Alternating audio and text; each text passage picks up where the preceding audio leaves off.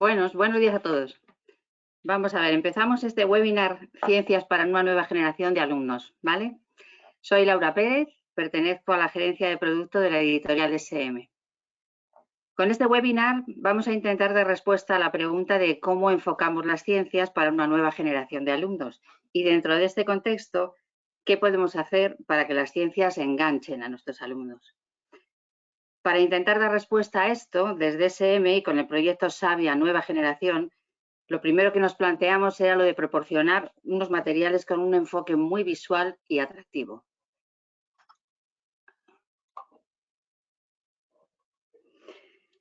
Empezamos así con unas entradas espectaculares que podéis utilizar, por un lado, como os he puesto aquí, para informar a los alumnos sobre lo que van a aprender. Aquí veis este apartado, ¿vale? En esta unidad aprenderás. Y por otro, para hacer que toda la clase participe y se empiece a activar su interés y sus conocimientos previos sobre lo que van a tratar en la unidad. Entramos con una especie de big question, es esta pregunta clave, y un texto muy pequeñito y un par de preguntas para empezar a entrar en calor, ¿vale? Para detectar conocimientos previos. Luego, este enfoque visual, como podéis ver, lo mantenemos en todos los desarrollos. Una de las cosas que hemos pretendido es buscar una mayor integración entre la imagen y la teoría. Para aliviar, por un lado, unas explicaciones que a veces pueden resultar un poco densas y demasiado expositivas, pero sobre todo para contextualizar esta teoría y acercarla a la realidad. Como veis, también con las fotos buscamos ese acercamiento a la realidad. Los ejemplos del modelado que se produce pues, por la meteorización o por la erosión o tal, lo manifestamos con fotografías reales, ¿vale? Por supuesto, no olvidamos introducir algún elemento de gamificación digital, que también favorece el autoaprendizaje y contribuye a aumentar el interés por la asignatura. Vamos a ver este. Ay, no, me he pasado. No, perdón. Vamos a ver este.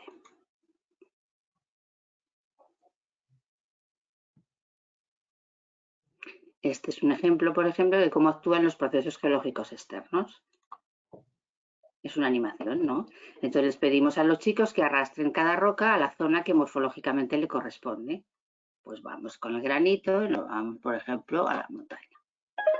Ahora voy y me equivoco y la arena se la voy a poner aquí. Y me dice que no. La arena se va para acá. Las arcillas las cojo aquí y me dice también que no. Las arcillas, pues para acá. Y la caliza en esta zona. Seguimos. Entonces aquí me dice que encuentre en qué zona litológica y climática se pueden ubicar estas formas de relieve y me están dando una serie de datos relacionados con la climatología, ¿vale? Pues entonces tengo esto, un circo glaciar y se lo pongo aquí. Vamos aquí con las calizas. Aquí unos bolos de granito, las arenas famosas y unas cascabillas por aquí. Y ahora ya por último vamos a ver al responsable que creó estas morfologías. Y entonces voy viendo. Pues meteorización física parece que es el viento. Se lo coloco aquí. Y entonces aquí vemos efectivamente cómo se forma una duna, un obstáculo y cómo se va acumulando la arena.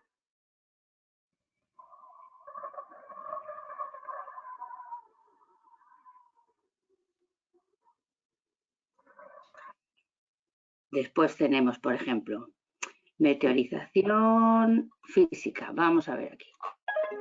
Aquí tenemos cómo actúa el agua, se hiela, se dilata y va fragmentando la roca que va cayendo en el glaciar. Meteorización química. Aquí para el granito. Lo mismo. Va entrando, va deshaciendo y disolviendo y se me van creando el caos de bolas.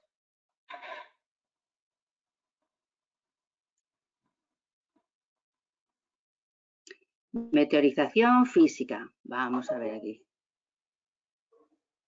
lo que ha pasado. Y la química aquí final, que tengo eso.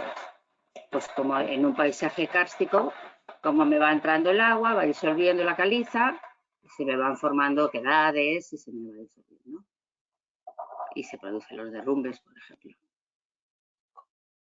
¿Vale? Entonces, continuamos. Otra de las cosas que también nos hacen hacer esto más adecuado, ¿no?, para esta nueva generación, también hemos buscado, es el de hacer los textos, presentarlos de una manera mucho más sintética, ¿no?, inmediata, ¿no? Es para hacerlos más concisos y estructurados. Entonces buscamos lo nuclear y lo hacemos evidente, por ejemplo, con estas ideas claves que podéis ver aquí en las bolas azules. También tenemos siempre, finalizamos con una serie de actividades para comprender y afianzar y aplicar. Para las actividades le vamos a dedicar una pantallita, porque esto es importante. Con las actividades hemos tenido mucho cuidado. Por un lado, para no condicionar al alumno, hemos evitado la clásica identificación del nivel de dificultad, los semáforos y estas cosas. Y a cambio encontraréis actividades en las que se referencia en estas etiquetas, transcribe, explica, establece, completa, inventa o dibuja el proceso cognitivo que se requiere para resolverlas. Estas acciones reflejan el orden de dificultad mental de la taxonomía de Bloom. ¿Veis? Que de menos a más, como está aquí, es recordar, comprender, aplicar, analizar, evaluar y crear. En este caso os he puesto, pues, por ejemplo, la actividad 1 y la 4, la que empieza por transcribe, y la 4 que es completa, pues pertenecerían quizá al orden inferior, un orden mental inferior, al de recordar, ¿no? Comprender, que ya es un poquito superior, pues tenemos la explica. En analizar podrían ser la 3 y la 6 de dibuja. Y luego la 5 de inventa ya sería para crear. Inventa una historia en la cual exprese las características de los peces, ¿vale? Esta tónica lo hemos intentado hacer a lo largo de todas las unidades, ¿vale? Y lo que encontraréis es en los distintos epígrafes, pues más actividades de tipo recordar y comprender, aplicar o analizar, y luego ya en las actividades finales son más competenciales y habrá más de aplicar, de analizar y de crear.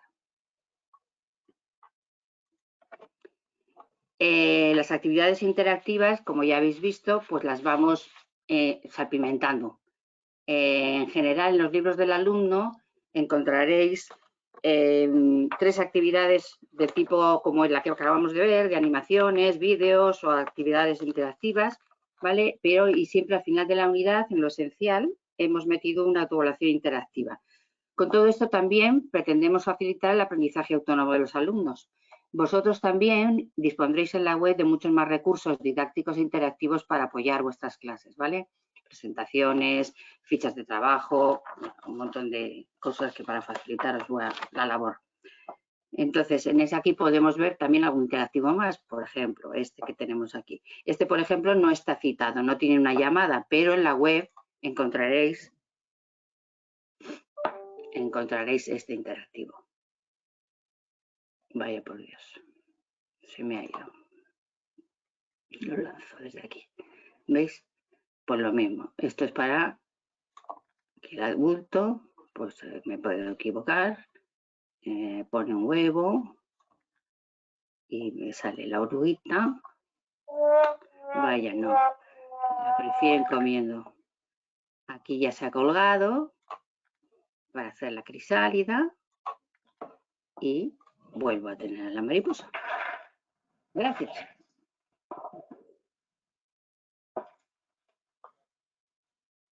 Tenemos este, por ejemplo, este interactivo, que es el de los musgos, tiene otra dinámica, ¿no? Comenzamos, es más explicativo. Pues empezamos, una espora germina, da lugar a unos rizoides y un tallito que crece. Entonces vamos viendo cómo crece el tallito del musgo. Gametofito, ¿veis? Cada plantita es la fase sexual del musgo y se llama gametofito. Vale, continuamos. Dentro del gametofito se forman los órganos sexuales, masculino el anteridio y femenino el arquegonio.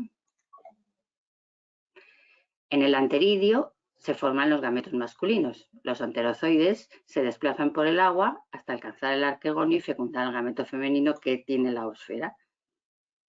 Allí lo vemos. Los musgos siempre necesitan agua para salir nadando el bichito.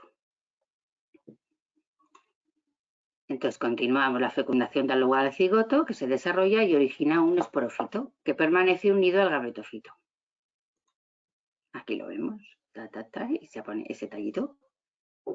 Ahora se abre la cápsula y salen las esporas.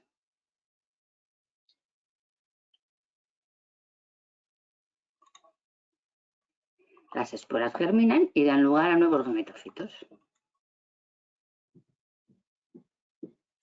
Esta actúa a modo de presentación, ¿no? O sea, y el chaval se puede ir. Y aquí le pedimos que vuelva a ver la animación, pero sin textos, y que sea él, con sus palabras y tal, quien la vuelva a explicar lo que sucede en cada fase. Entonces, al darle de nuevo a comenzar, ya solo nos van a ir apareciendo los dibujos sin textos. Y el chico puede ir, pues como si tuviera ahí su presentación de fondo, y él puede ir explicando el proceso de reproducción de los musgos.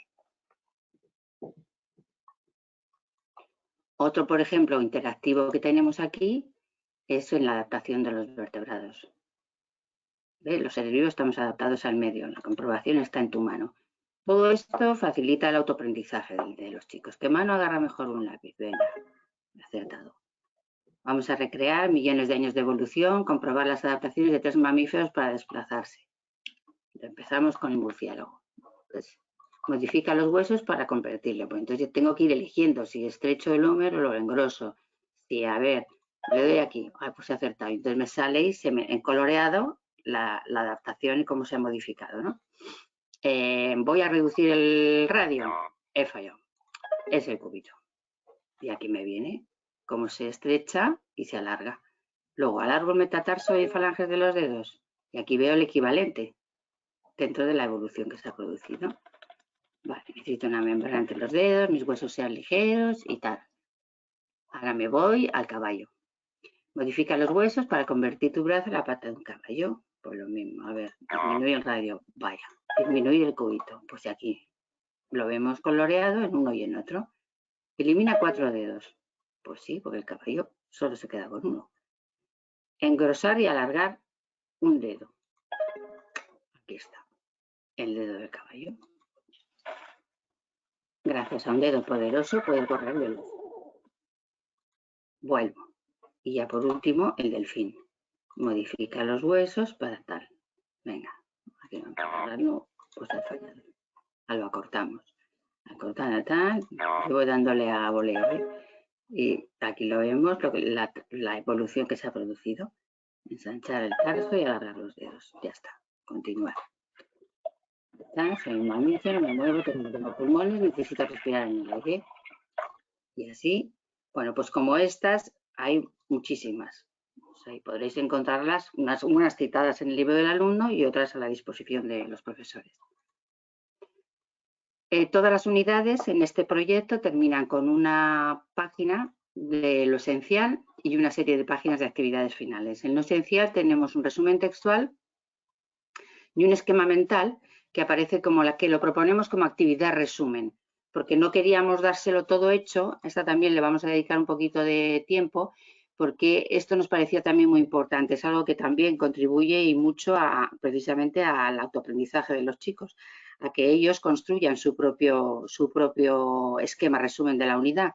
Nosotros solamente se lo perfilamos un poquito, se lo avanzamos, y luego sí que en la guía del profesor os hacemos algunas sugerencias en el sentido de, pues eso, en la línea de criterios y estándares de evaluación de la unidad, pues este esquema debería recoger estas ideas que están, en este caso, pues están relacionadas con la clasificación de los seres vivos y las categorías taxonómicas. Luego ya, en concreto, pues para completar el esquema propuesto, ya pues damos las soluciones.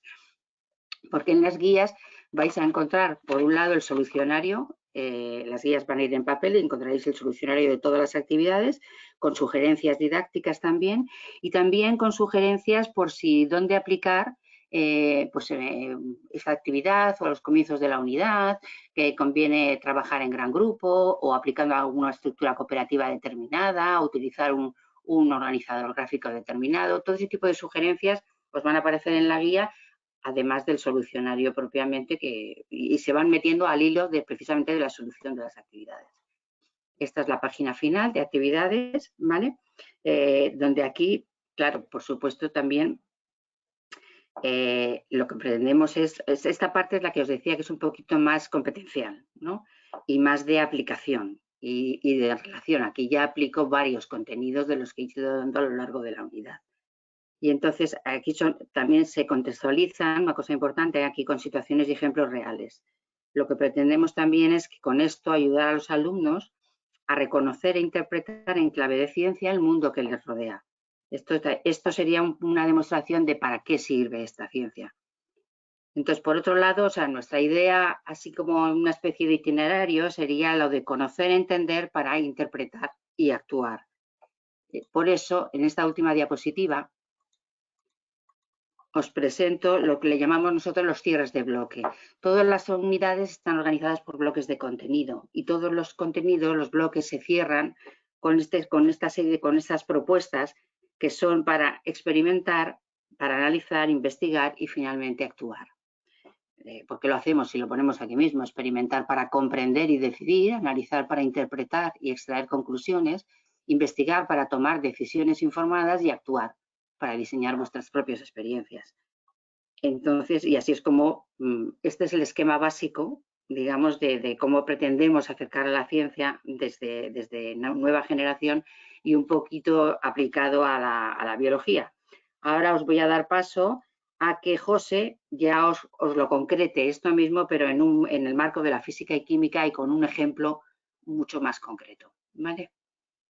Entonces yo le voy a dejar de compartir mi cámara.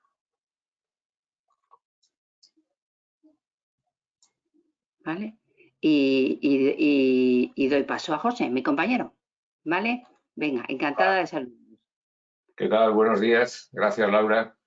Lo has explicado perfectamente, pero vamos a ver ahora un ejemplo en el caso de física y química. Ante todo, me presento, soy José González López de Guereño, profesor de física y química durante 35 años, es decir, toda mi vida, y director de la Feria Madrid Ciencia, que lamentablemente por el tema de la pandemia hemos tenido que anular en esta edición. Queremos también mostrar nuestra solidaridad con vuestro trabajo en esta época tan difícil para todos y mucho ánimo. Bien, vamos entonces con la presentación que nos ocupa hoy. En primer lugar, vemos que hay una pregunta que se nos hacen los alumnos en general, pero profe, ¿para qué vale la física y química? ¿No? ¿Por qué es importante investigar?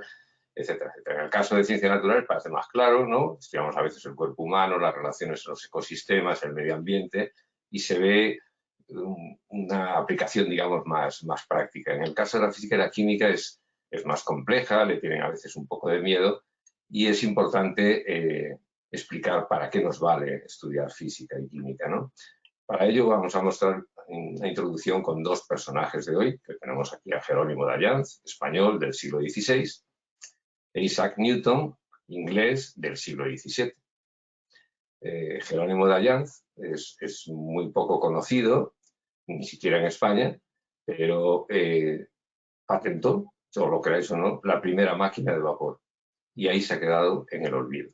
Una auténtica lástima.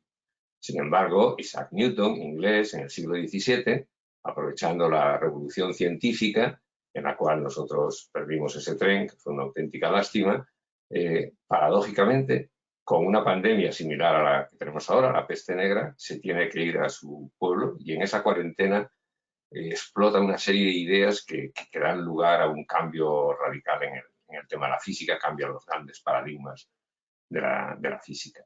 Bien, a su vez establece un concepto que vamos a trabajar hoy, el de la fuerza, que nos explica todo tipo de interacciones entre toda la materia, tanto la materia viva como la inerte, tanto los átomos y las interacciones entre las partículas como las grandes galaxias, todo con un único concepto que vamos a ver hoy un poquito, en una introducción a los alumnos, que es el tema de fuerza, va a cambiar la concepción del mundo y del universo. Curiosamente, con esa base que pone él de la mecánica, un siglo después, en el XVIII, otros dos ingleses, Newcomb y Watt, mejoran la máquina de vapor y eso da lugar, entre otros factores, a la revolución industrial que cambió la sociedad y nuestra vida.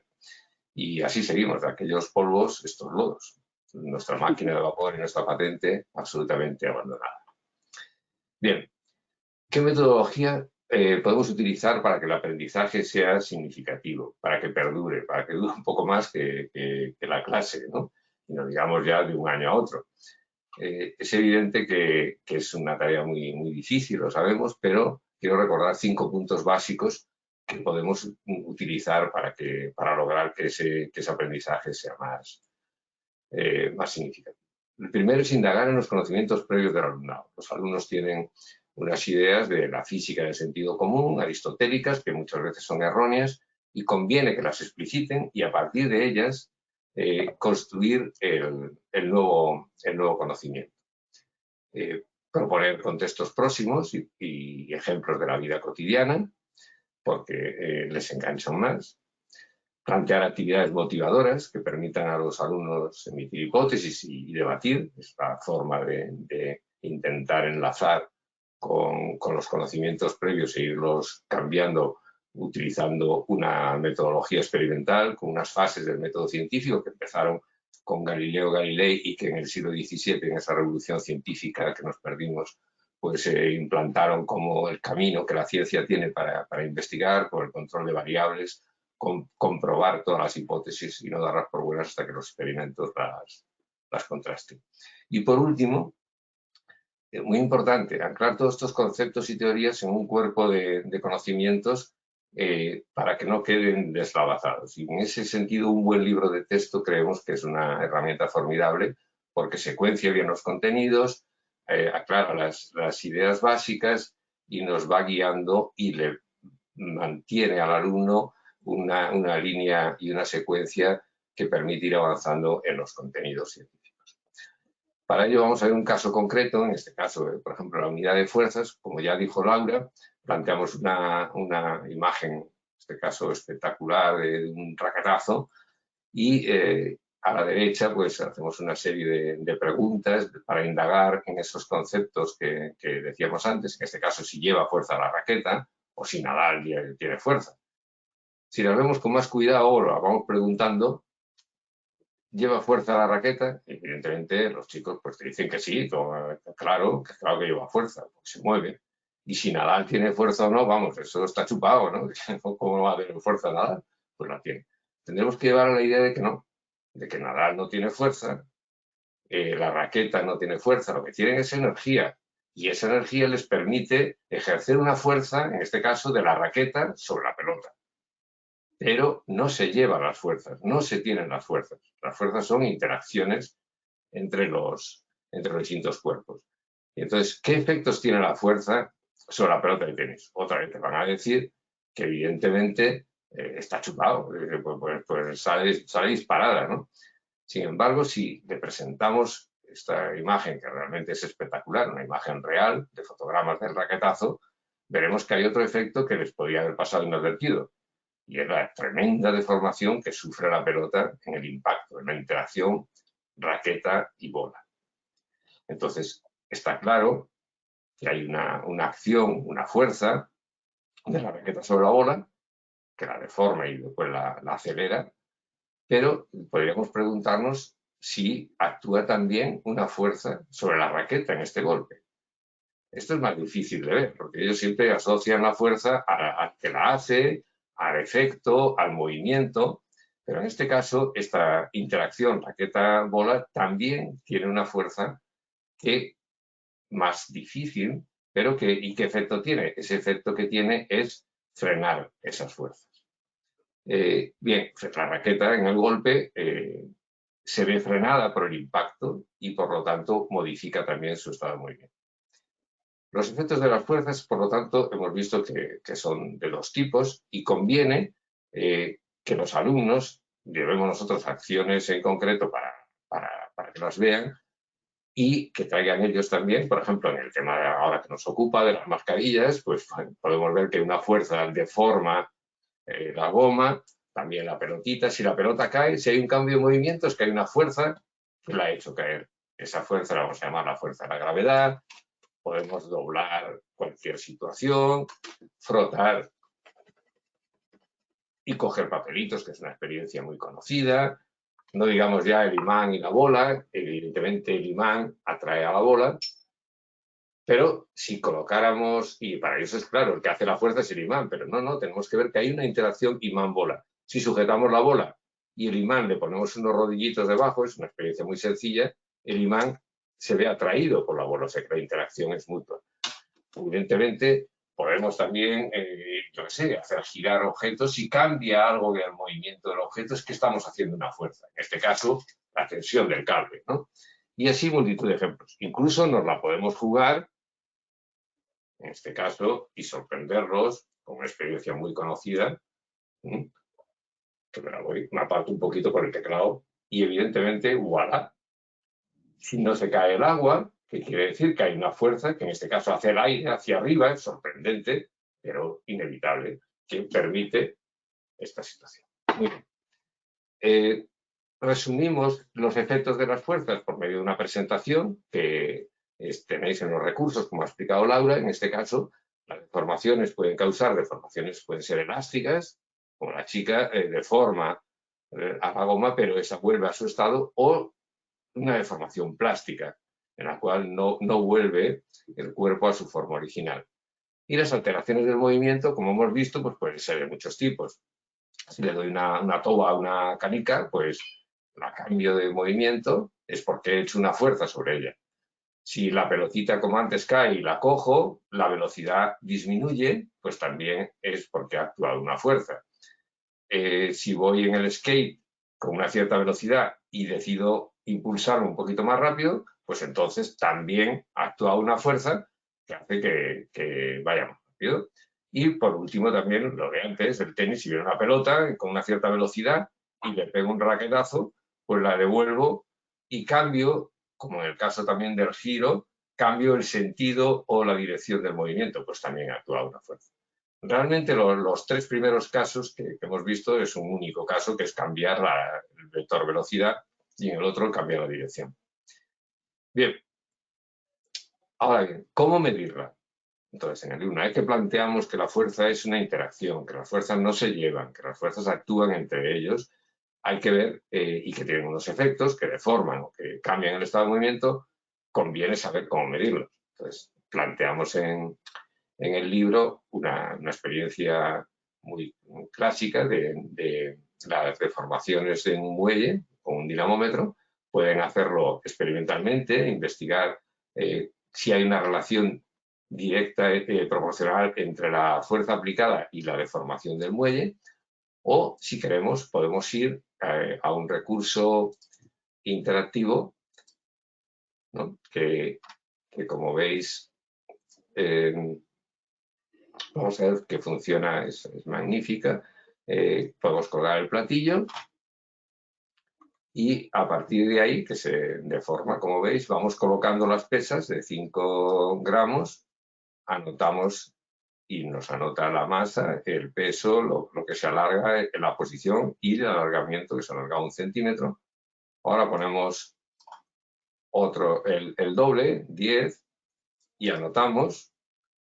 Bien, si quitamos la de 5, podemos ver y anotamos de nuevo, podemos hacer todas las cosas que queramos, vamos sacando conclusiones de ver cuánto se alarga el muelle y sacamos a partir de estos datos, los podemos exportar, trazar la gráfica con Excel, etcétera, etcétera, y también nos plantea problemas de qué masa tendrá la pesa verde, que no la sabemos. Le vamos a anotar, vemos los datos del alargamiento y con la ley que acabamos de estudiar, o bien por proporciones directas o por pura lógica, el alumno tiene que acabar sacando, digamos, su conclusión. Muy bien, esto nos permite, este tipo de interactivos se llaman applets, nos permite controlar variables, modificar el tipo de muelle. Fijaros que puedo utilizar el muelle 1, el muelle 2, el muelle 3 con distintas constantes elásticas y con ello pues investigar el control de variables que decíamos antes. Un mismo muelle, distintas pesas, distintos muelles, la misma pesa. Podemos hacer todos los estudios que queramos de investigación. Bien, entonces seguimos con la presentación. Lo aplica una vez que conocemos la ley, lo aplicamos en un caso resuelto, en el cual cogemos un contexto cercano a los alumnos y a las alumnas, como son los gimnasios, y con un tensor podemos medir nuestra fuerza, ver cuánto se alarga, etcétera, etcétera. Lo aplicamos después al caso de una motorista que al sentarse en la moto también comprime el muelle en vez de estirar, pues lo comprimes, pero la ley de Hooke es la misma tanto para un caso como para el otro.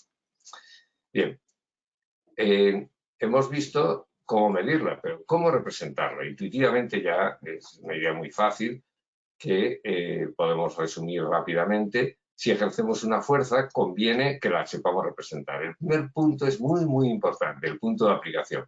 Es dónde se ejerce la fuerza. Siempre tienden a pensar que la fuerza la colocan en el que hace la fuerza, en este caso el atleta, y no, es sobre la jabalina. Eso es muy importante. El módulo, o el tamaño del vector fuerza, la dirección, la línea sobre la que se asienta el vector, y el sentido, que marca la punta de la flecha. Evidentemente es muy importante tener estas cuatro características en un vector para poder representar en la vida cotidiana todas las situaciones. ¿Cómo se suman? Vamos a ver, tenemos las fuerzas, puede actuar sobre un cuerpo, puede actuar varias fuerzas, la fuerza de la gravedad, la fuerza del río, del viento, la que hagamos nosotros, las fuerzas eléctricas. Entonces, cuando hay varias hay que saber sumarlas. En el texto explicamos cómo hacerlo, pero aquí tenemos un par de posibilidades de recursos, como es el Sogatira, que nos permite jugar con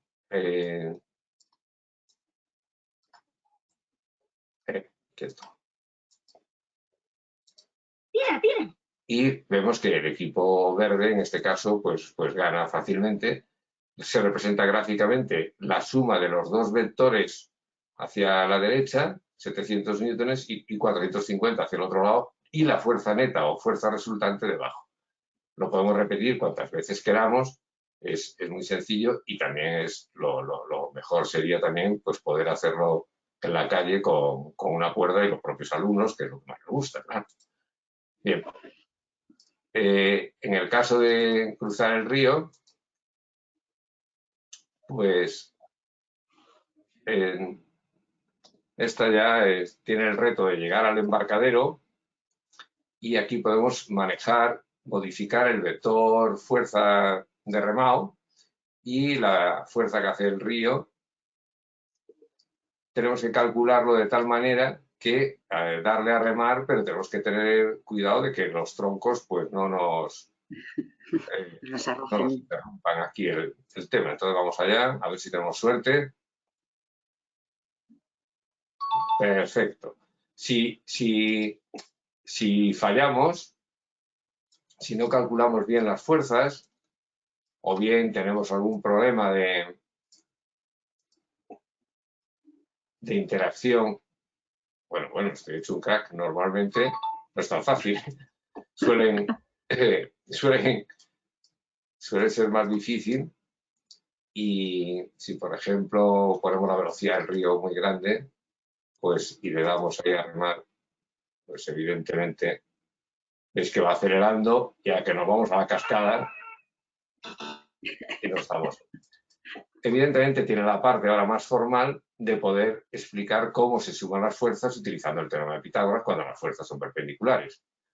Nos cuenta que podemos modificar las fuerzas como queramos y calcularlo con la calculadora y comprobar que funciona bien, llegar a casos más de mayor alargamiento, el máximo en este caso, que sería 300 y 300, pues la suma vectorial, y entonces es un pequeño interactivo que nos permite aprender a sumar las fuerzas.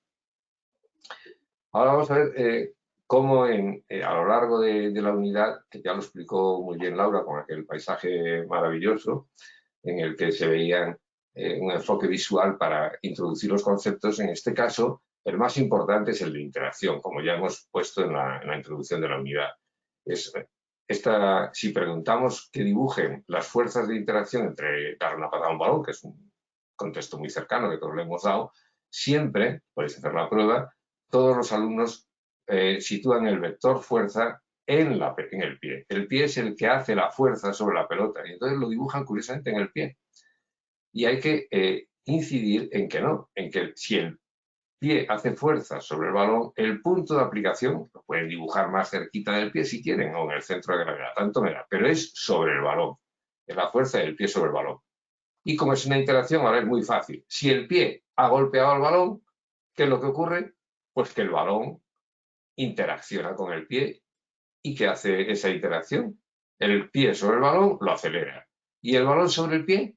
Pues frena el movimiento del pie. Si el balón fuera muy grande, notaríamos que el pie, después de golpear, no seguiría avanzando, incluso se medio rebota. No quiere decir que la fuerza vaya hacia atrás, no quiere decir que el pie vuelva hacia atrás, sino que frena su movimiento que llevaba. Es decir, que no es un vector velocidad, sino un vector fuerza. Bien, lo aplicamos a más situaciones y introducimos nuevas nomenclaturas de fuerza que tienen que aprender, que es lo que es la normal, lo que es la tensión, lo que es la fuerza de rozamiento, lo que es la fuerza de gravedad. Pero siempre teniendo en cuenta este concepto de interacción. En este primer caso, si empujamos la pared, la fuerza que hace el niño sobre la pared provoca que la pared haga una interacción que es la fuerza que hace la pared sobre el niño. Esto es algo realmente llamativo, porque la fuerza que nos empuja hacia atrás, si yo, por ejemplo, aquí en la estantería, pues hago lo mismo, como tengo sillas, me voy para atrás. Evidentemente, la fuerza que yo he hecho responde la pared o la estantería con otra, que realmente son simultáneas. Cuando se habla más adelante en cuarto de las fuerzas de acción y reacción, etcétera, y también en tercero, no hay primero una acción y después una reacción, como estamos dibujando aquí. Realmente es una interacción mutua. Pero bueno, clásicamente lo llamamos de esa manera. Bueno, pues esta fuerza con la que interacciona contra la pared, esta fuerza perpendicular a la pared, esta fuerza la vamos a llamar la fuerza normal. Porque normal quiere decir perpendicular. En el caso del saltador de trampolín lo vemos perfectamente. La fuerza con que le atrae la tierra se ve compensada por la fuerza normal, que es la que hace el suelo del trampolín sobre el atleta. ¿Y cuando salta? Pues deja de actuar esta fuerza normal, solo está la fuerza de la gravedad, ya que se nos va a la piscina.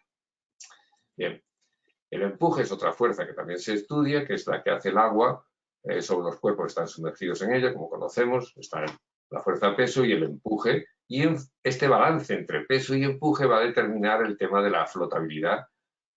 Y en el libro planteamos primero la actividad experimental para ver que efectivamente si meto un cuerpo en el agua aparentemente pesa menos, sigue pesando lo mismo, pero como hay un empuje hacia arriba, el dinamómetro nos marca una reducción.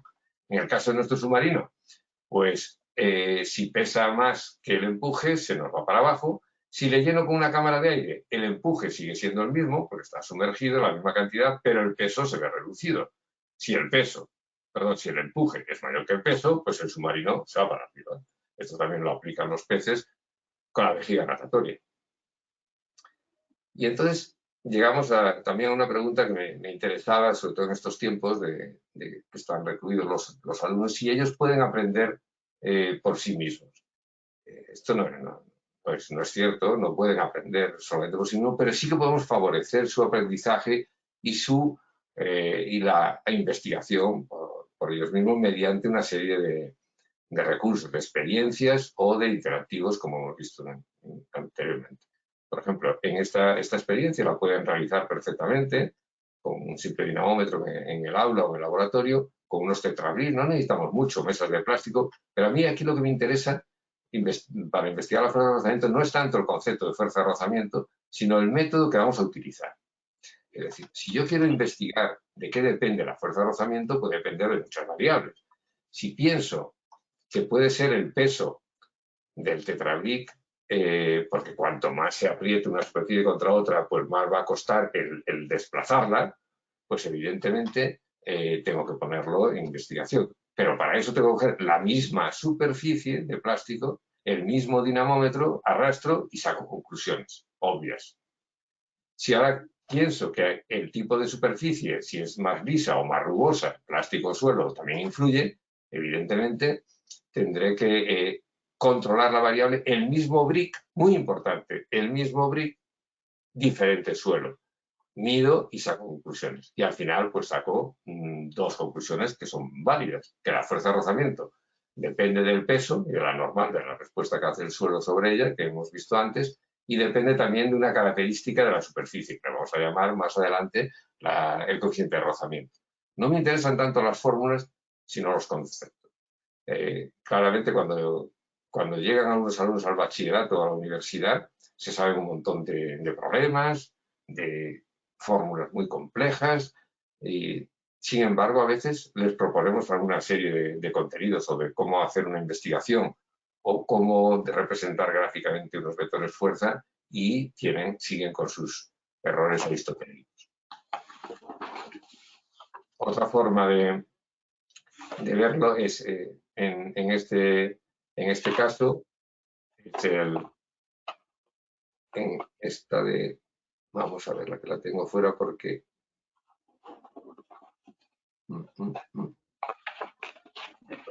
aquí, un momentito, la tengo aquí, porque esta al cargarse,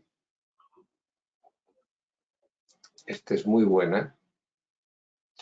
Podemos jugar con un interactivo fabuloso en la Universidad de Colorado y podemos aplicar a distintas situaciones, jugar con las masas, podemos medir las velocidades que se han adquirido. Fijaros que una vez que empuja y deja actuar la fuerza, la velocidad se mantiene constante. De un modo intuitivo estamos introduciendo la primera ley de Newton o ley de la inercia que la enunció Galileo, pero que no formalizamos, pero que podemos jugar aquí, investigar y el alumno puede perfectamente cambiar el sentido, ampliar la fuerza. Bueno, es una auténtica maravilla para poder investigar todas estas acciones. Bien, volvemos a la presentación. Y ya para ir acabando, las actividades finales, como ya explicó Laura, buscamos contextos próximos al alumno, de la vida cotidiana o que resuelven problemas de nuestro entorno. Y un último apartado de física y química en tu vida, que en este caso utilizamos a Lidia Valentín, nuestra campeona olímpica de halterofilia, para estudiar las fuerzas que tiene que ejercer, lo de la fuerza normal, la interacción que hace sobre ellas, etcétera, etcétera, y todo lo que hemos estudiado. No es solo una lectura, sino que tiene unas actividades en las que tienen que responder a una serie de preguntas sobre los contenidos que hemos estudiado. ¿Y qué recursos ofrecemos? Pues ya lo ha explicado también Laura, recursos didácticos, muchísimos, la guía, actividades, evaluaciones, paso a paso, actividades, citas para la diversificación, etcétera. Y recursos interactivos, que hemos visto algunos, y a modo de ejemplo, pues vamos a ver, para acabar, uno de ellos, el martillo y la pluma. Tenemos un par de ellos, no sé si tenemos tiempo para los dos, pero vamos a visualizar este otro tipo de recursos que también viene muy bien, que hemos grabado para complementar el contenido de la presentación. Vamos a lanzar los vídeos.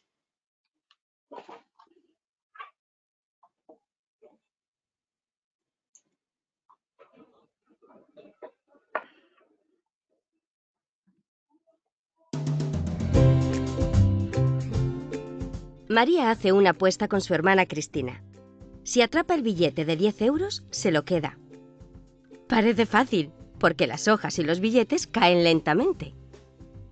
Pero a pesar de estar concentrada, Cristina no puede pillarlo, aunque lo repitan una y otra vez.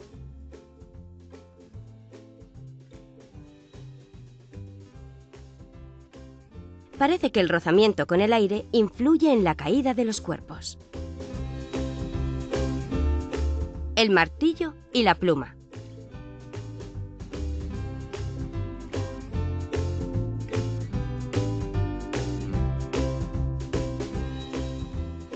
Galileo Galilei, en el siglo XVI, investigó este fenómeno.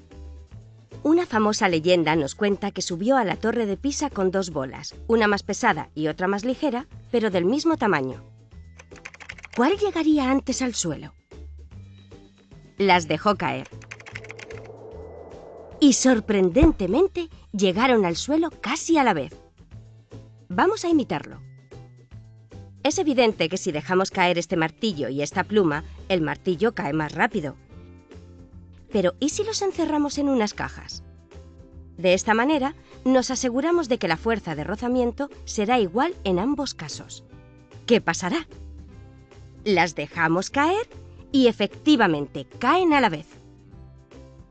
Así pues, la aceleración de caída no depende de la masa de los cuerpos. Y si el rozamiento es despreciable, la velocidad aumenta casi 10 metros por segundo en cada segundo. Es la aceleración de la gravedad. En la Luna, la gravedad es menor que en la Tierra, pero al no haber aire, los astronautas repitieron sin cajas el experimento del martillo y la pluma. Y como era de esperar, cayeron a la vez. Galileo tenía razón.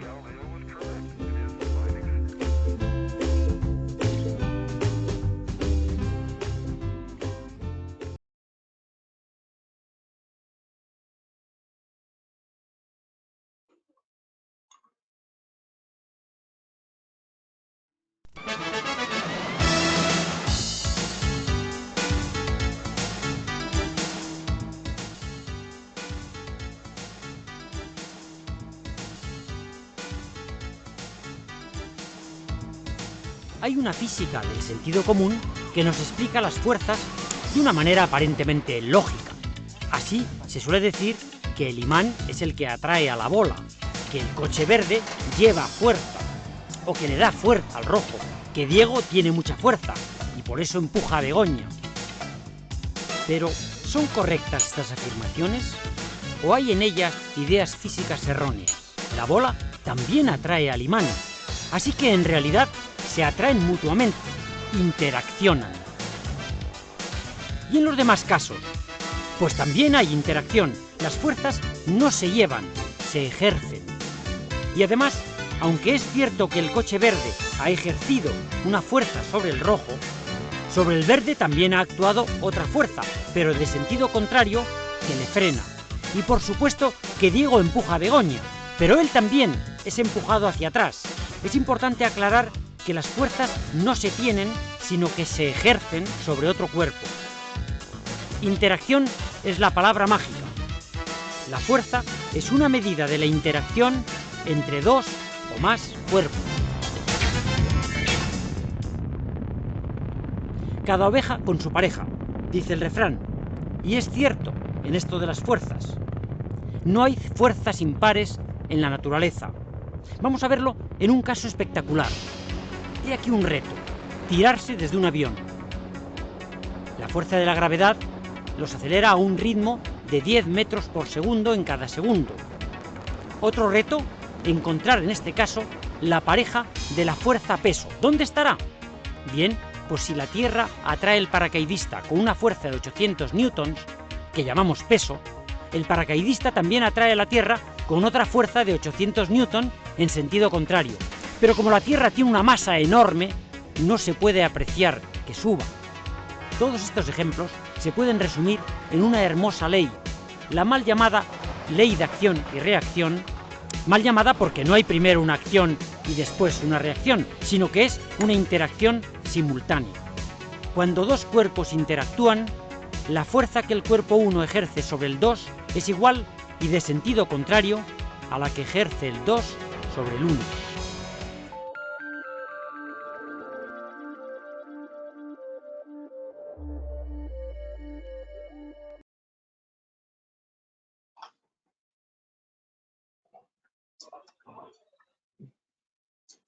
Bien.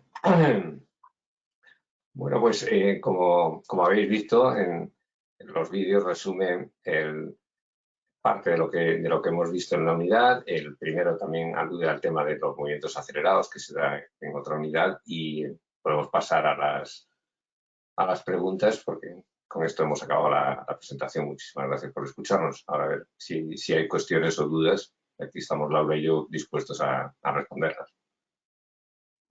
Hola, muy buenos días a todos.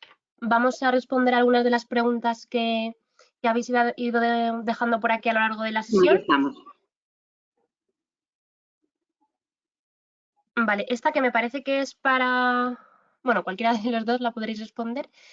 Nos dicen que qué fenómenos de la física o de la química debemos dar más importancia, pues van a ser los estudios más importantes en los posteriores estudios universitarios o en los futuros puestos de trabajo. Bien, Hombre, no sé si tanto en la física y en la química, la robótica. Bien, ahí normalmente se suele asesorar muchas veces a los chicos las carreras que tienen más salidas, entre comillas, porque lo que vemos con el tiempo eso no ocurre así. Quizás la parte, el caso más paradigmático fue el de las matemáticas y la física cuando no había informática. Cuando estábamos estudiando no dábamos nada de informática en aquella época, sin embargo nos querían reclutar como locos a los matemáticos, no había informática, los matemáticos y los físicos, porque tenemos una buena base matemática. Muchas veces dicen, ¿para qué estudiar matemáticas? ¿Qué aplicación tiene? ¿No? Entonces es difícil prever para el futuro, pero sí que lo más importante es estudiar carreras que cada día tienen más mezcla, o fundamentalmente hoy en día la que más tiene predicamento es la carrera mixta, por ejemplo, matemáticas y física, es combinada y tiene muchísimas posibilidades. No especializarse en un campo muy concreto, sino tener una formación muy amplia, ¿no? Y el tema pero en cualquier caso, lo que necesitamos son alumnos que estudien y alumnas que estudien ciencias, porque nuestro país lo va a necesitar, lo necesita la Comunidad Europea, unos 800.000 científicos, se dice pronto. Y además el cambio, evidentemente, sobre todo en nuestro país, de pasar de ser un país de servicios a otra cosa, evidentemente necesitamos esas vocaciones científicas en cualquier rama de la ciencia, que va a tener muchísimas salidas, o eso esperamos.